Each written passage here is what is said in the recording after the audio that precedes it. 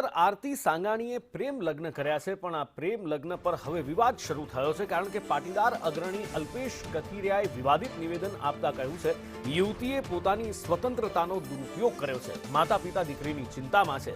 17 ડિસેમ્બરે પિતાએ એની ગુમ થયાની ફરિયાદ પણ આપી હતી. સમાજની અન્ય દીકરીઓ પર આની ખોટી અસર પડશે એવું કથિરિયાએ કહ્યું છે.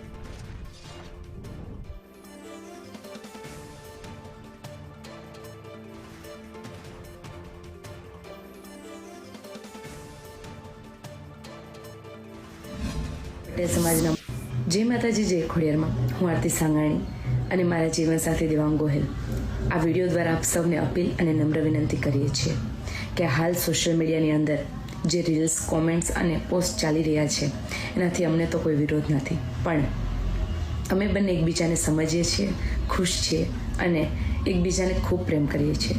અને પ્રેમ કરવો એ શું કંઈ ગુનો છે? આ પટેલ સમાજના અમુક અગ્રણીઓ યુવા પેઢી ખાસ જણાવવાનું છે કે તમે જ્યાં બેટી બચાવો બેટી પઢાઓના નારા લગાવો છો ત્યાં જ પોતાની એક દીકરીને જીવનસાથી પસંદ કરવાનો કોઈ હક નથી. આજ સુધી મને 18 વરણનો સપોર્ટ મળ્યો છે આ સિંગિંગ જર્નીની અંદર, અને આશા રાખું છું કે મળતો રહેશે. પણ અમે જે આ કાર્ય કર્યું છે એનાથી ઘણા લોકોને દુઃખ થયું છે અને પોતાની લાગણી દુભાણી છે, તો એનાથી હું દિલથી માફી ચાહું છું અને આશા રાખું છું કે અમારા આ આઝાદી જીવવાના હક અને અધિકારને આપ લોકો સમજશો. જય માતાજી. ગત 17 તારીખે એમના પિતાએ ગુમ થયાની કાપોદ્રા પોલીસ સ્ટેશનમાં અરજી આપી છે. આજ દિન સુધીમાં 17 તારીખથી આપણે ગણી લઈએ તો આજે 10 દિવસ જેવો સમય થયો છે. 10 દિવસના સમયગાળામાં પરિવારને મળવું નહીં, વાતચીત ન કરવી, તો જે આપણને જન્મ આપે છે એવા માતા પિતાથી પણ આપણે જો વાતચીત કે દૂર રહેતા હોય અને મળી પણ ના શકતા હોય તો એ ખૂબ ગંભીર પરિસ્થિતિ ઊભી થઈ હતી ગણાય. અને આ પ્રકારની પ્રવૃત્તિઓથી બીજી કોઈ પણ દીકરીઓને પણ એના પિતા કે માતા પિતા કે એનો પરિવાર રેસ્ટ્રિક્શન વધારે છે, ડિફરન્સ છે.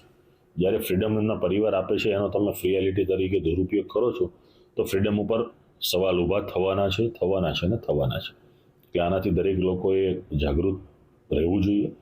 કાયદામાં સમયાંતરે ફેરફાર કરવા માટેની અમે માગણી ઘણા સમયથી કરીએ છીએ.